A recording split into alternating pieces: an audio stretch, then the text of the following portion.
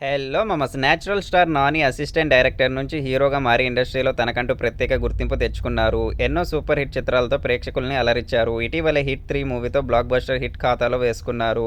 ఇక ఇప్పుడు 'paradise' cinema చిత్రీకరణలో బిజీగా ఉన్నారు. ఇందులో నాని డిఫరెంట్ లుక్‌లో కనిపించనున్నారు. ఇప్పటికే రిలీజ్ అయిన పోస్టర్స్ సినిమాపై మరింత ఆసక్తిని క్రియేట్ చేశాయి.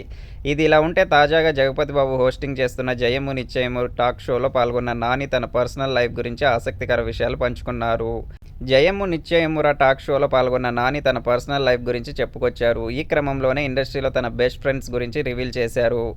ఈ షోలో జగపతి బాబు మాట్లాడుతూ మిడ్‌నైట్ అయినా సరే ఏదైనా సాయం కావాలంటే మొదట మెసేజ్ చేయగలిగే అంత బెస్ట్ ఫ్రెండ్స్ ఇండస్ట్రీలో ఎవరున్నారు అని అడగ్గా నాని మాట్లాడుతూ రానా దగ్గుపాటి, ఆది పినిశెట్టి, నీరజ కోన అంటూ చెప్పుకొచ్చారు.